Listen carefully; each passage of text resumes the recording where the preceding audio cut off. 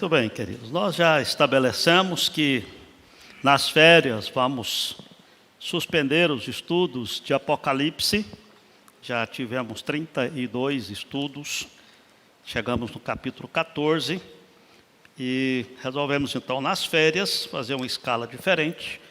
E hoje eu quero compartilhar com os irmãos o Salmo 77. Abra sua Bíblia nesse texto e a mantenha aberto. Na verdade, nós já estudamos o Salmo 77 aqui há algum tempo atrás. Na ocasião, no primeiro estudo, nós aprendemos que Deus não deixa de ser Deus por causa das nossas aflições. Aprendemos que a despeito das nossas aflições, Deus continua no comando, Deus continuava sendo bom, ou continua sendo bom, e Deus continua conduzindo os nossos caminhos até a Jerusalém Celestial. Hoje, quero estudar com os irmãos o Salmo 77, agora olhando do nosso ponto de vista. O que é que nós devemos fazer durante os nossos períodos de aflição, de sofrimento? Os irmãos se lembram que Salmos é um livro, o livro de Salmos foi escrito como música, é poesia, está entre os 5 livros poéticos, e é a descrição, é a narração do coração do homem de Deus em diversas situações, seja na aflição, seja na alegria, seja na adoração a Deus. E nesse Salmo 77, assim como no 42, como no 73 e vários outros, nós temos o homem de Deus abrindo o coração, derramando a sua alma e trazendo alguns questionamentos que, por vezes, nós até estranhamos, porque nós também, por vezes, os temos no nosso coração e nos reprimimos por causa deles. Eu vou ler o texto, você acompanhe comigo com bastante atenção, pedir para o nosso irmão diácono desligar esse ar-condicionado, por gentileza. Eu vou ler o texto sozinho então e você preste atenção no texto. Diz assim: elevo a Deus a minha voz e clamo, elevo a Deus a minha voz para que me atenda.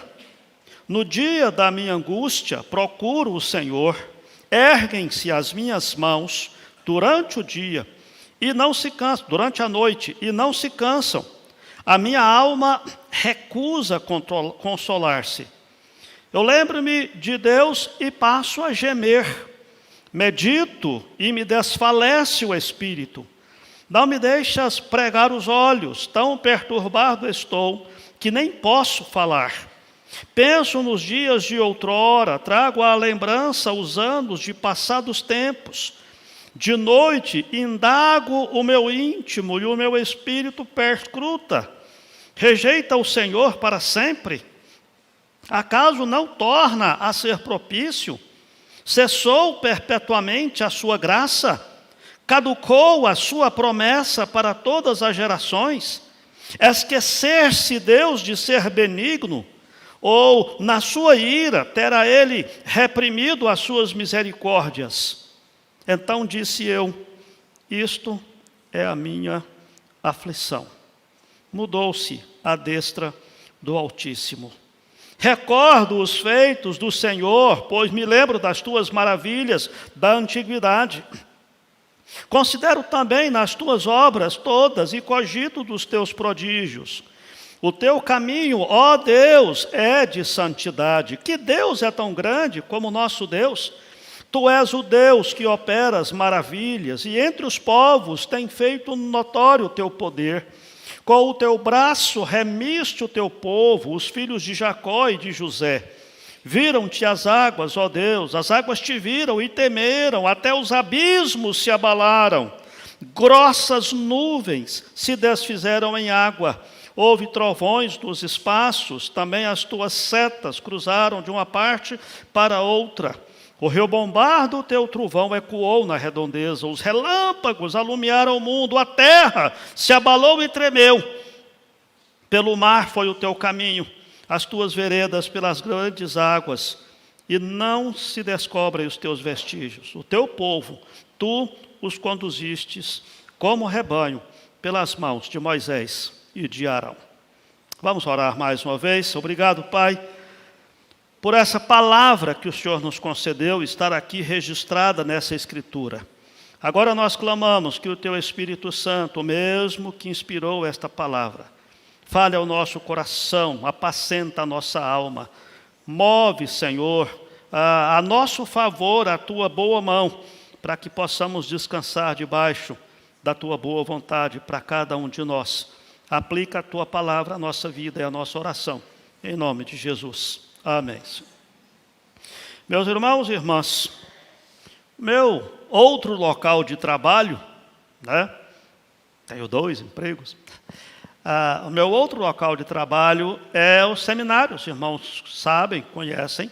O seminário fica lá do outro lado da cidade, perto do Parque Agropecuário. E quase todos os dias da semana, ou pelo menos todas as vezes que eu vou para o seminário, eu almoço num restaurante, porque é muito longe de casa. E o restaurante que nós almoçamos fica em frente ao CRER, o hospital de referência.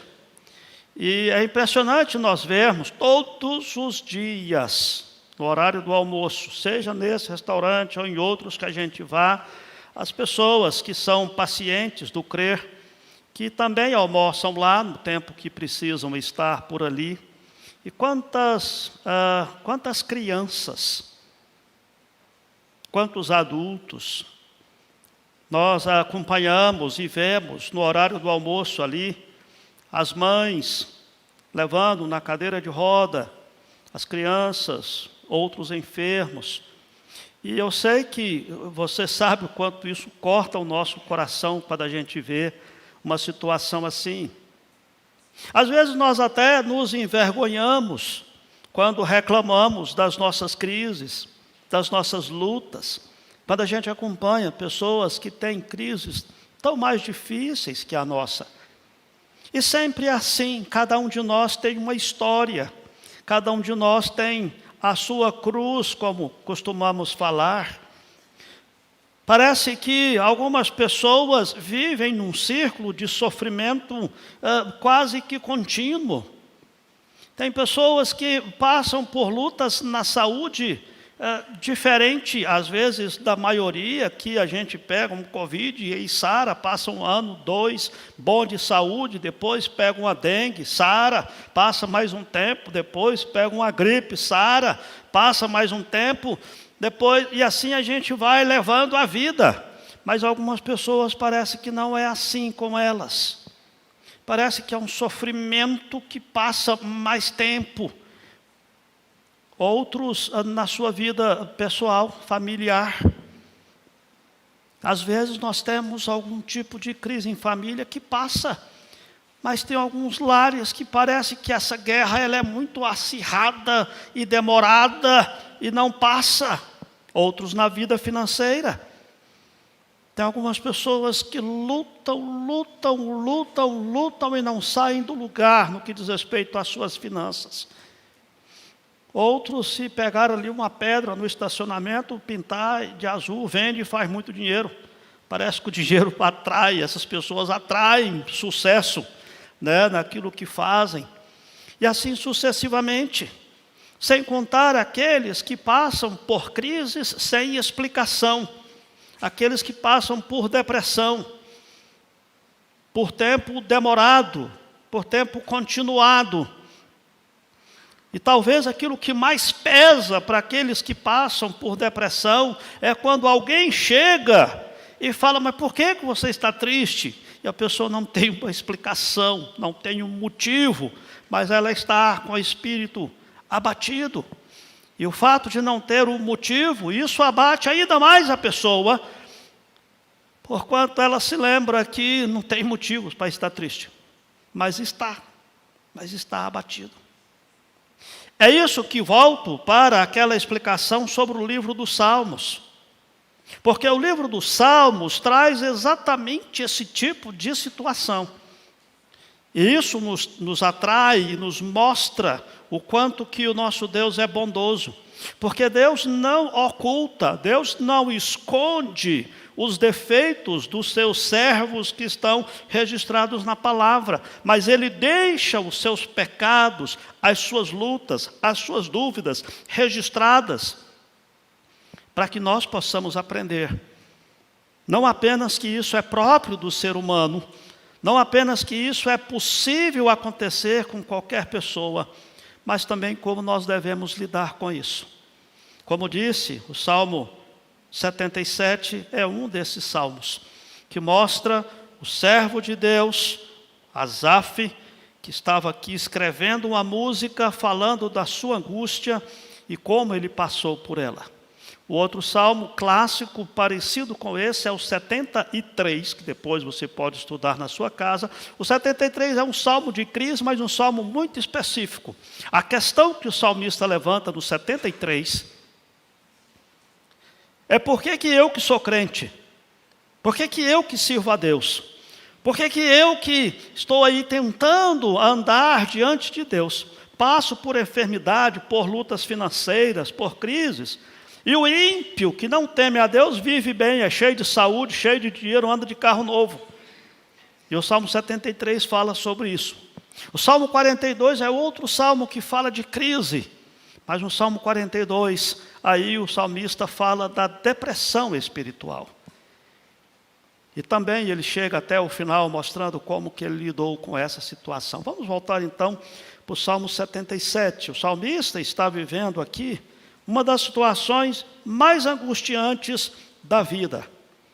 E uma frase dele parece sintetizar os seus sentimentos, que está no verso 2, quando ele diz: a minha alma recusa consolar-se.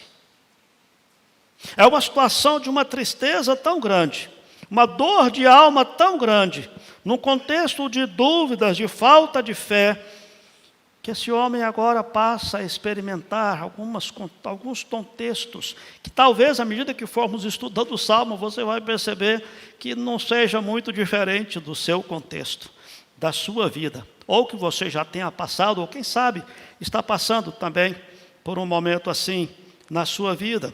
Ele experimenta aqui 3 realidades pesadas, que ele mostra aqui no comecinho, nos versos 3 e 4.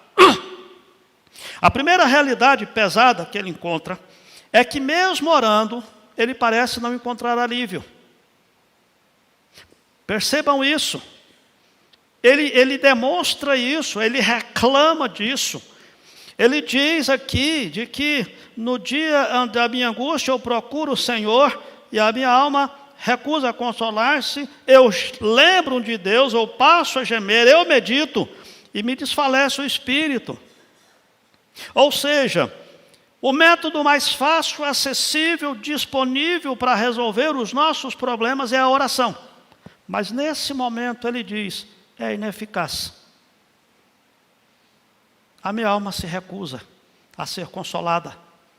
Eu oro, ao invés de isso trazer alegria, para mim, me traz gemido.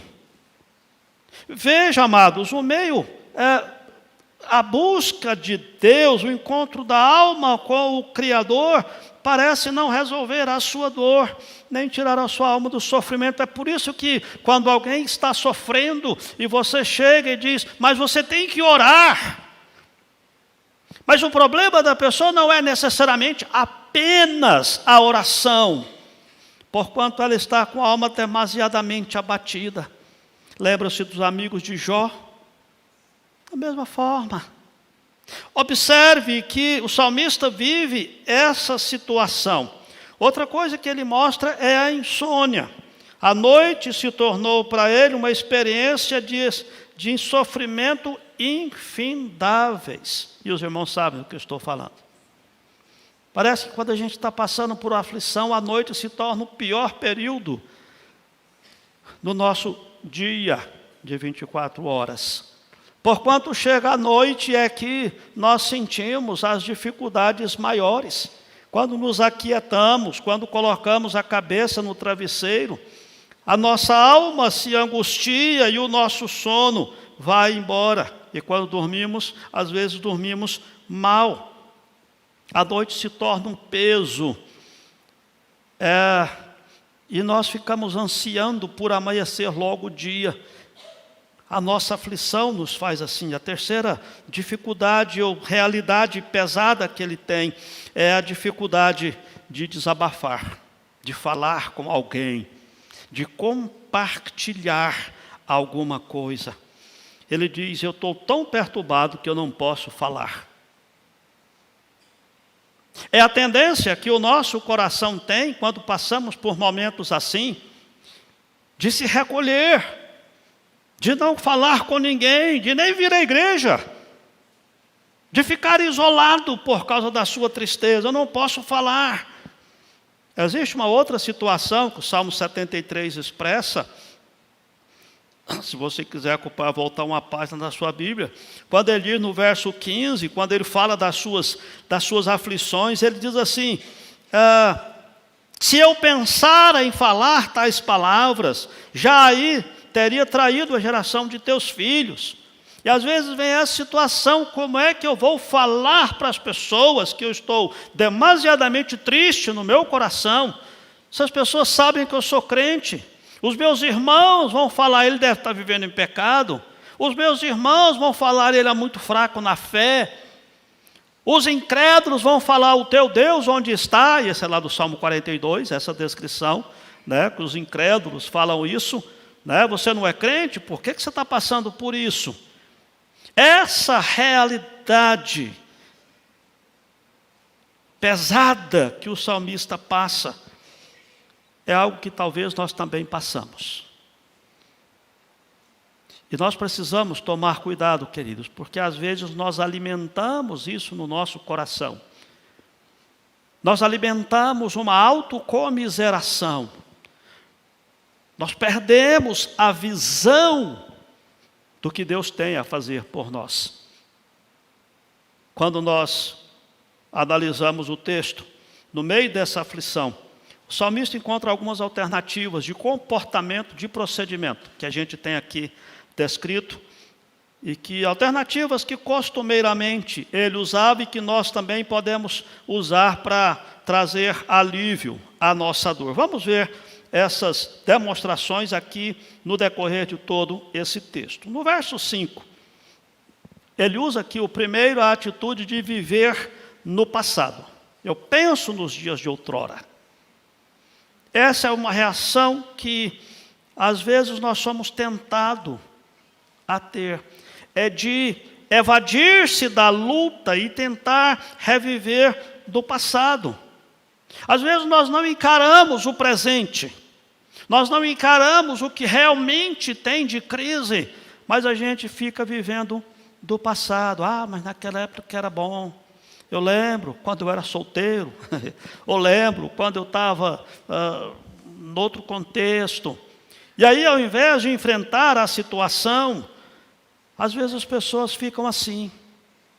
É normal do nosso coração, e às vezes o diabo usa isso para nos acorrentar ao nosso passado, para tirar de nós capacidade de reagir no presente, a fim de mudar o nosso futuro. Essa é a primeira atitude que nós podemos ter de forma natural, mas que se torna errada se isso fizer com que a gente pare de lutar contra a nossa própria alma, contra o nosso próprio coração. É o saudosismo. Lembra-se daquela frase: eu era feliz e não sabia.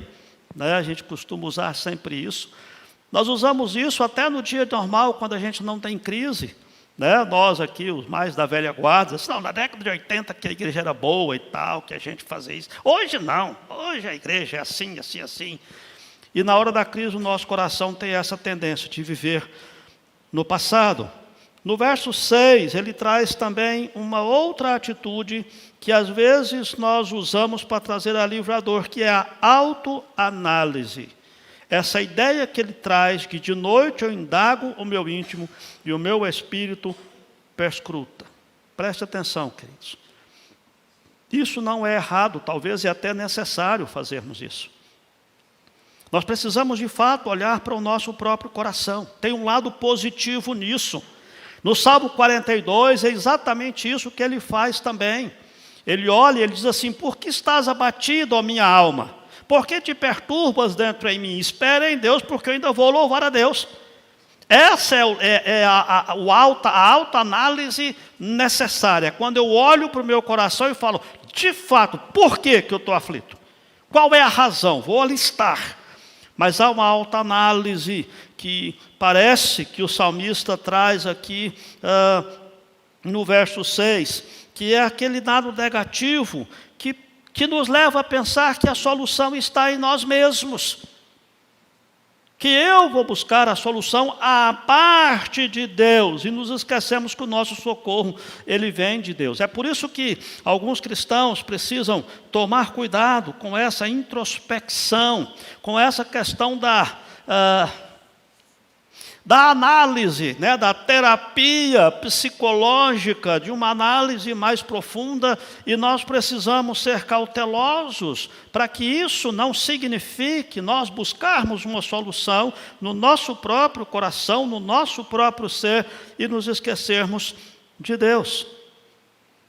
Portanto, essa atitude de fazer uma autoanálise, ela tem um lado negativo, que é o fato de olharmos para o problema e tentarmos solucionar por nossa própria conta, que é o que redundou aqui num monte de perguntas esquisitas que o salmista faz, e que também é nossa.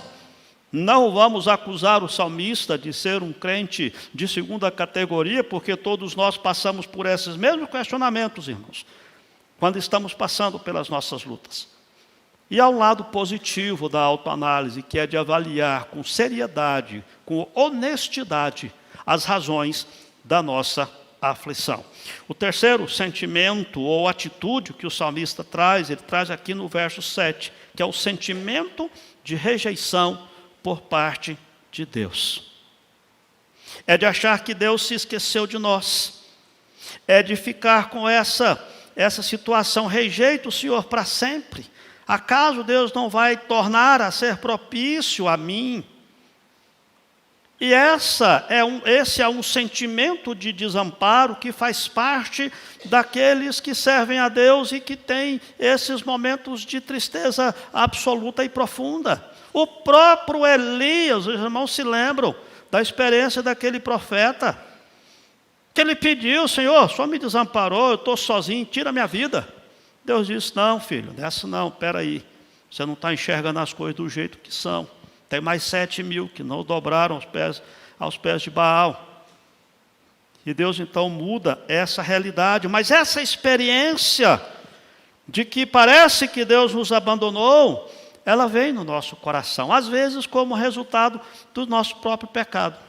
Às vezes o diabo usa isso para tentar falar ao nosso ouvido de que Deus nos desamparou, porque nós não andamos com Ele, porque nós cometemos pecado, porque nós estamos assim por nossa própria, por consequência das nossas ações. E o diabo às vezes tenta jogar isso no seu coração para tentar abater a sua alma e fazer com que você fique mais abatido ainda. E você precisa estar ciente de que essa ação, essa pergunta é o resultado da aflição, porquanto como é que Deus poderia me punir por pecados já confessados e pelos quais Jesus já morreu na cruz? Por acaso Deus iria nos punir o pecado 2 vezes? Um em Jesus lá na cruz e outro na minha vida, me torturando, me fazendo sofrer? Claro que não, mas a nossa aflição faz com que a gente sinta isso. Eu sou um crente de segunda categoria mesmo, não tem jeito para mim, né? Eu tenho que sofrer mesmo, porque isso é minha vida. A quarta atitude que às vezes o crente tem é a sensação de que as promessas de Deus perderam a validade. Caducou-se as promessas de Deus. Está aí no verso 8. Cessou perpetuamente a sua graça, caducou as suas promessas para todas ou para todas as gerações. Nós começamos a questionar a validade da palavra de Deus. Parece que a Bíblia funciona, mas não para nós. Parece que Deus faz promessas que para nós não valem mais. Passou. E essa é uma atitude do nosso coração, que às vezes nós temos de dizer: gente, esse negócio não está funcionando para mim. Olha no Salmo 73, volte uma página aí. Olha só o que o salmista chegou a afirmar. Lembrando que é o mesmo autor, tanto 73 quanto 77 são de Asaf, e estão num contexto similares. Olha só o que Asaf diz no verso 13 e 14 do Salmo 73. Diz assim: com efeito, inutilmente eu conservei puro o meu coração e lavei as mãos na inocência, pois de contínuo sou afligido e cada manhã castigado. Caducou-se a promessa de Deus de que Ele está conosco, e às vezes o nosso coração faz isso. E quando alguém vem nos apacentar, quando alguém vem falar conosco, quando alguém vem falar das promessas de Deus, às vezes o nosso coração se recusa a consolar, como ele já disse antes. O Senhor é meu pastor, nada me faltará. Deitar-me faz em vezes partos, refrigera minha alma. E às vezes na nossa aflição a gente se tope de autocomiseração e se esquece de olhar essas promessas de Deus, como se elas de fato não tivessem valendo mais. Mas é essa sensação. Nossa alma experimenta a dor da solidão, do abandono existencial, e parece que Deus não ouve, não se revela, não age de forma prática a nosso favor. E por último, a quinta atitude que o nosso coração pode ter, queridos, é de questionar o caráter de Deus. É de questionar o próprio Deus. Verso 9. Deus deixou de ser benigno. Deus deixou de ser bom para comigo. A minha aflição é tanto que me leva a essa ideia de que houve uma transformação na forma de Deus de agir conosco, ou de que eu cometi pecados e tenho uma vida tão displicente que a misericórdia de Deus não é suficiente para cobrir tudo isso que está acontecendo. E às vezes a nossa pergunta não é o que está acontecendo comigo, mas às vezes é de olhar para Deus e dizer: Deus, o que é que está acontecendo com o Senhor? O Senhor deixou de olhar para mim? O Senhor deixou de cuidar de mim? O Senhor deixou de ser benigno? Cadê as tuas promessas? Cadê as tuas ações? Esse sentimento reforça mais ainda o medo e a culpa. Porque além do sentimento de desesperança, de dor, às vezes vem outro sentimento de que nós somos culpados também por pensar em tantas coisas ruins acerca de Deus. Não é que eu posso questionar o próprio Deus, mas a nossa alma questiona. Preste atenção nisso, essa é uma atitude natural do nosso coração na hora da aflição. Nós questionamos. É isso que o Salmo, é nesse ponto que digo, amados, que o Salmo nos traz esse derramar da alma do salmista, no caso aqui Asaf, para mostrar, por isso é próprio do nosso coração. É próprio do nosso coração perder a esperança, perder a expectativa de dias melhores. É próprio do nosso coração, às vezes até entrar em desespero, porquanto nós somos frágeis, nós somos falhos.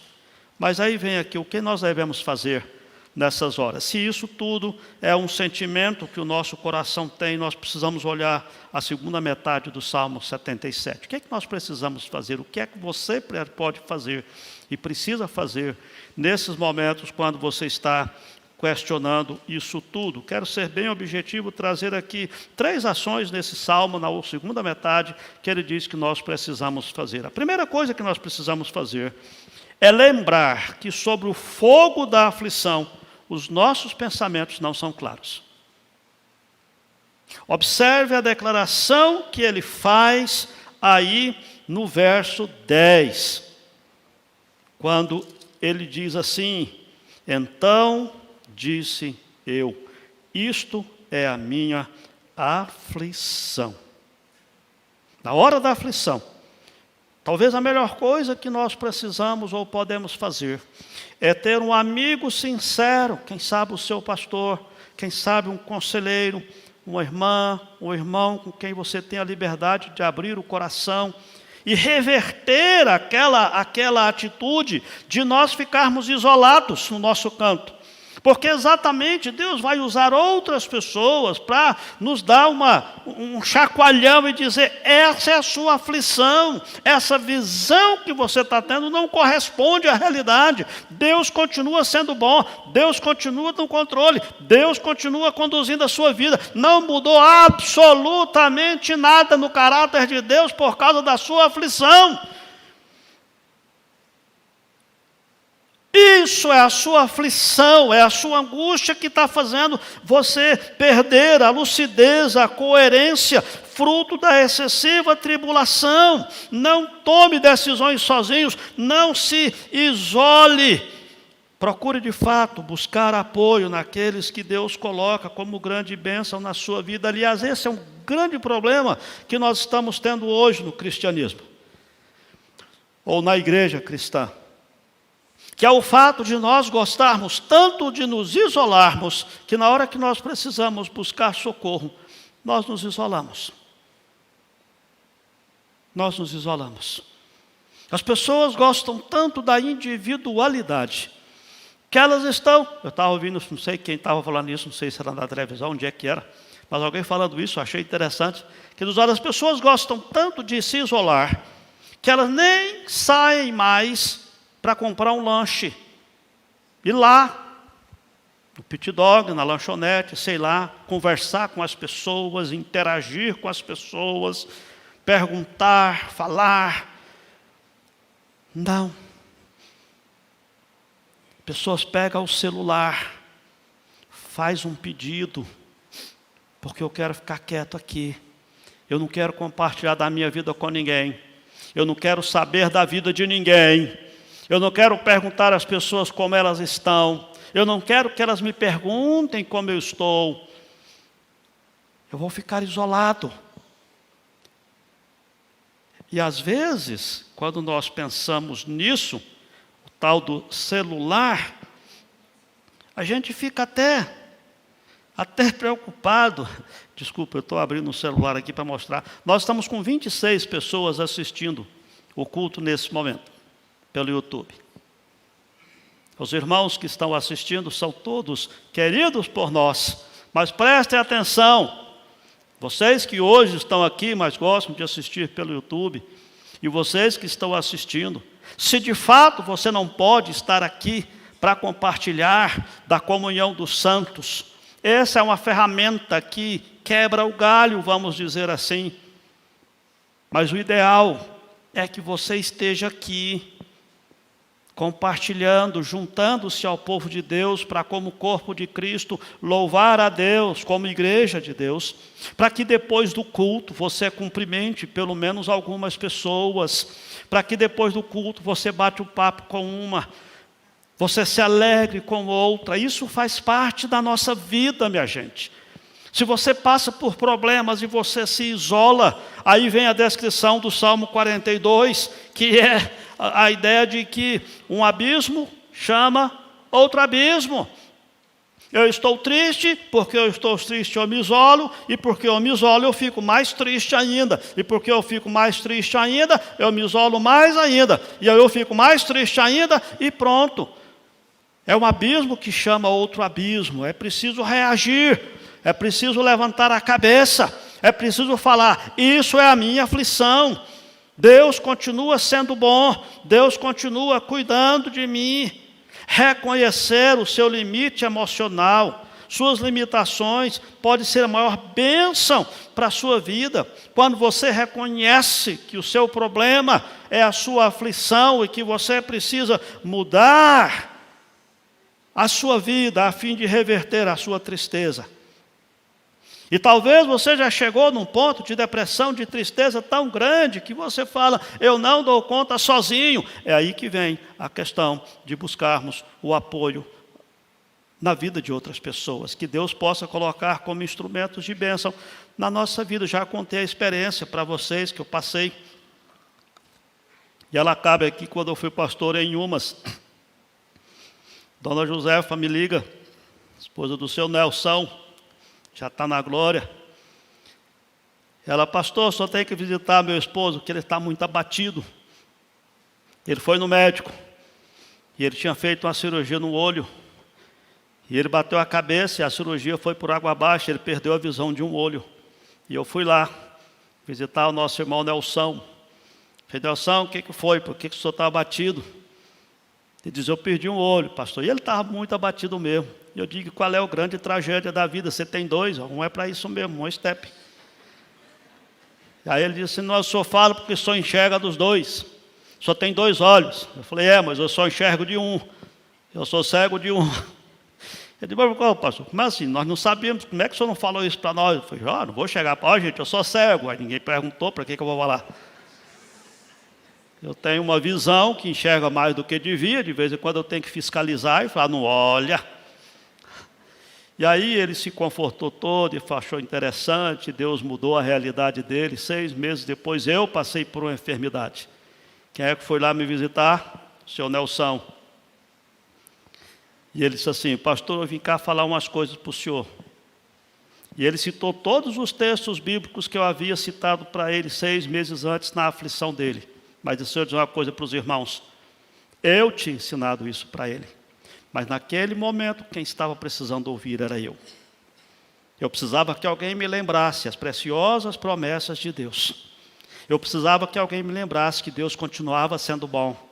Eu precisava que alguém lembrasse para o meu coração de que não mudou absolutamente nada no caráter de Deus o fato de eu passar por crises. Porque é isso que nos traz esse alento.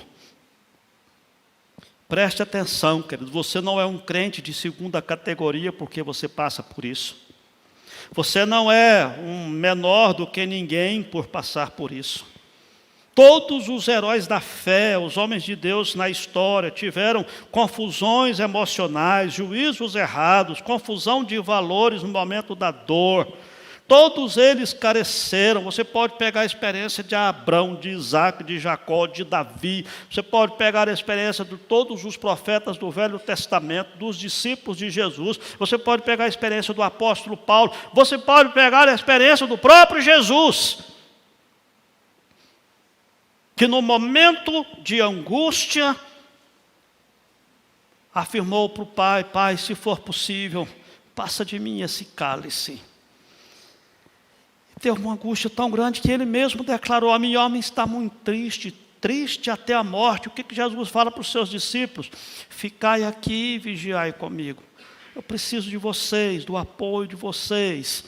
E essa é a ideia que nós temos na Bíblia, que nós precisamos, nas horas difíceis, não ser exageradamente severo com o nosso próprio coração, mas lembrar que isso é próprio do ser humano, e isso faz com que, ao ter paciência com a gente mesmo e olhar para a situação do jeito certo, isso faz com que nós cresçamos na fé e na experiência, e isso faz com que nós sejamos habilitados a apacentar outros, quando outros estiverem passando pela mesma experiência que nós. É aquela história, o Nelson não me trouxe absolutamente nada de novidade. Nenhuma. Tudo o que ele me falou, eu tinha ensinado para ele 6 meses atrás. Mas no dia que ele falou no meu coração, eu estava aflito. E Deus usou aquele homem para falar para mim tudo que eu já sabia. Mas que naquele momento eu precisava que alguém me relembrasse. Que alguém me mostrasse. Para que eu levantasse a cabeça. E olhasse a situação de uma forma como realmente é. Quando você estiver vivendo nas trevas, lembre-se do que Deus te ensinou nas horas da luz. Porque é isso que vai apacentar o seu coração e mostrar o caminho para você sair. Se você estiver vivendo um período bom da sua vida, apreenda da palavra de Deus, da graça de Deus, porque é isso que vai ser o seu alimento. Quando a tribulação vier, quando a tempestade chegar, prepare o seu coração nos momentos agradáveis, para nas horas das suas tribulações, você ter esse alimento. A segunda atitude que nós devemos fazer no nosso coração é lembrar o que Deus faz e o que Deus é. Não olhar só para nós, mas olhar para Deus do jeito certo, como Ele mostra aqui nos versos 11 até o verso 13. Eu recordo os feitos do Senhor, eu me lembro das Tuas maravilhas da antiguidade, eu considero as Tuas obras, eu cogito dos Teus prodígios. Quem é tão grande como o nosso Deus? O seu caminho é o caminho de santidade. Reafirme para o seu coração quem que é Deus. Não deixe o seu coração ficar comiserando, isolado, dizendo: ah, que droga, que eu estava indo tão bem, agora eu estou com uma enfermidade. Ah, que droga, eu estava indo tão bem, mas eu perdi o emprego. Não, queridos. Olhe para a palavra de Deus, olhe para quem Deus é.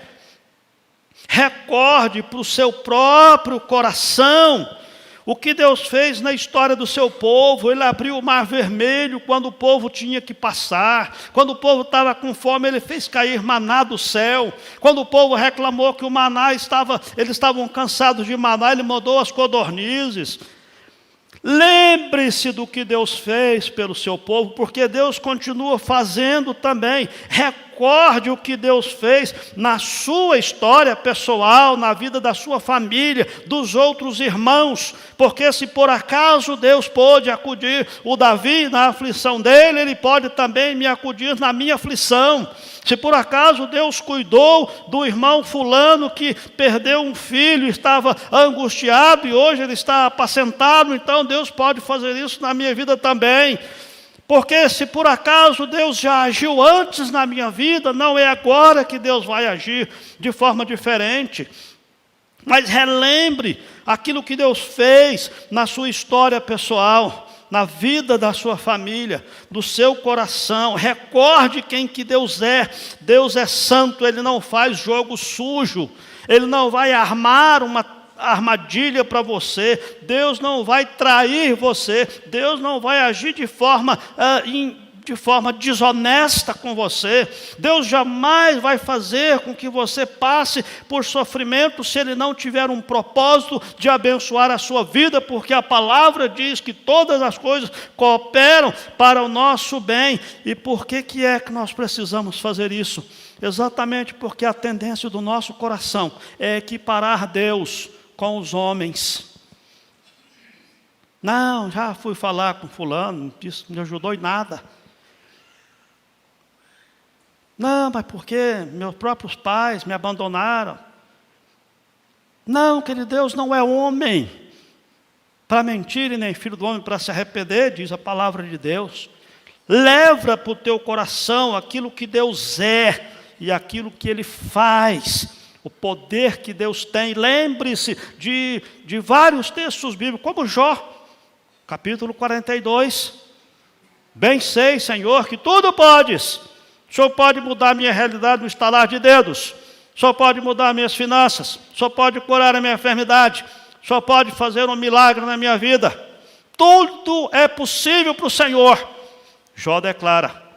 E ele diz assim: e nenhum dos teus planos pode ser frustrado. Os irmãos se lembram do que Jó passou. Tribulação em cima de tribulação. E no final ele diz: eu sei que os teus planos não podem ser frustrados. O que ele quer dizer com isso? Que toda aquela tribulação estava dentro do plano de Deus. E ninguém, nem nada, pode frustrar os planos de Deus para a nossa vida. Guarde isso no seu coração. Talvez você tenha que passar por vales profundos. Aí tem que lembrar do quê? Do Salmo 23. Traz à memória o que pode te dar esperança, meu irmão. Para te tirar de uma alta montanha e levar para uma montanha mais alta ainda, Deus tem que te conduzir pelo vale para que você alcance uma montanha mais alta ainda na sua vida. Mas Ele não te manda para o vale para te encontrar lá na frente. A declaração de Davi é essa: ainda que eu ande pelo vale da sombra da morte, tu estás comigo. Ele vai junto, Ele passa junto. E Deus continua sendo fiel a Ele e à sua palavra e a você. Lembre-se disso. E por último, lembre-se que Deus é especialista em dissipar tempestades e tribulações. Isso nós temos na Bíblia inteira. E Ele traz aqui, dos versos 16 em diante, toda essa descrição do que Deus faz, do que Deus pode fazer. As águas te viram e tremeram. Vocês sabem que água nas Escrituras tem o sentido de tribulação, de provação. É por isso que vários profetas falaram que quando passares pelas muitas águas, elas não te submergirão. Levantam-se os rios, ó Deus, as ondas, as altas vagas e tudo mais. E essa ideia, quando ele diz que as águas te viram e tremeram, é porque as tribulações se deparam com o poder de Deus. As situações mais críticas são dissipadas quando Deus age. As grossas nuvens se fazem em água. E aí dá a demonstração, a ideia de uma tempestade, de um céu fechado, quando de repente Deus faz com que chova. E aquelas nuvens se dissipem. E os raios de sol voltem a brilhar gradativamente na nossa vida. E nós vamos vendo Deus mudar a nossa realidade. Talvez não no estalar de dedos, mas gradativamente, quando Deus vai agindo. Aí você começa a perceber, mas espera um pouquinho. Eu já não estou tão triste assim. Já começa a vir um sorriso nos meus lábios. Eu já começo a perceber que Deus está agindo. E essa é a ideia implícita nesse texto. Trovões, relâmpagos, terremotos, do verso 17 e 18. Tudo isso representa juízo e ameaça que se dissipa quando Deus age. Lembram-se das crianças, quando dá uma tempestade, dá um relâmpago muito forte, um trovão muito forte, o que a criança faz? Corre por braços da mãe ou do pai. Porque ela sabe que aquilo é uma ameaça, e que a mãe e o pai vai protegê-lo, abraçá-lo.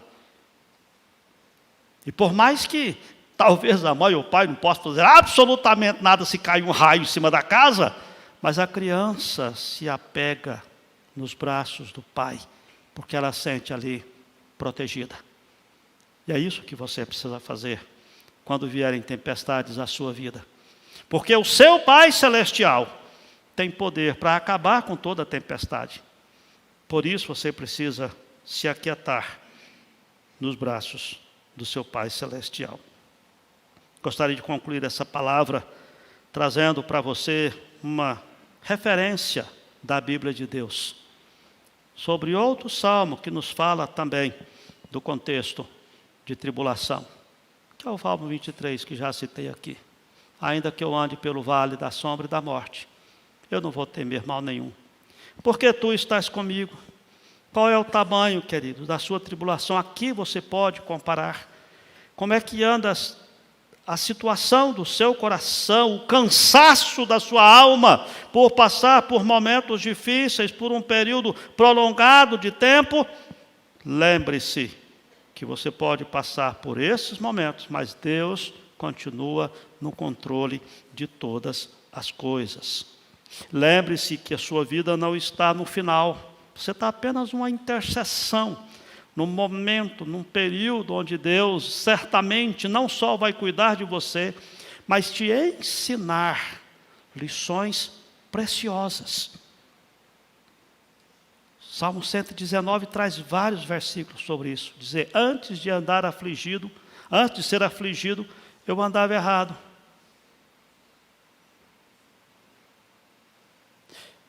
Jó, eu te conhecia só de ouvir. Jó 42:5. Mas agora os meus olhos te veem. Eu aumentei a minha experiência com Deus através das minhas aflições. E isso é que nós precisamos guardar no nosso coração. Lembre-se que ao passar conosco no meio das tempestades, nosso Deus controla tanto a nossa vida quanto a própria tempestade. É por isso que nós precisamos confiar em Deus, derramar diante de Deus a nossa alma, o nosso coração. Que Deus abençoe a sua vida, que você guarde essa palavra do Salmo 77 no seu coração. E assim como ele termina o texto dizendo que o Senhor conduziu o teu povo como rebanho, assim também Deus estará conduzindo a sua vida. Que Deus apacente o seu coração, te apacente na época da aflição e que você busque de fato a presença de Deus a cada dia. E que nos momentos mais difíceis não fique isolado sozinho. Busque apoio, busque o corpo de Cristo Busque compartilhar das suas dificuldades e lutas com seus irmãos na fé, porque, afinal de contas, nós somos membros de um mesmo corpo. E se um sofre, com ele todos sofrem. Assim como todos se alegram com aquele que se alegra. Que Deus abençoe sua vida. Olá, que bom ter você por aqui. E aí, gostou do vídeo? Então não se esqueça de se inscrever no nosso canal, ativar o sininho para receber as notificações dos outros vídeos que virão, curtir esse vídeo e principalmente, é claro, compartilhar ele com as pessoas que você ama, para que elas também sejam edificadas e abençoadas por essa mensagem. Nos siga também nas outras redes sociais que estão aparecendo aí na sua tela, para você poder acompanhar melhor os nossos horários e as nossas programações. Tá bom? Que Deus abençoe sua vida e até o próximo vídeo.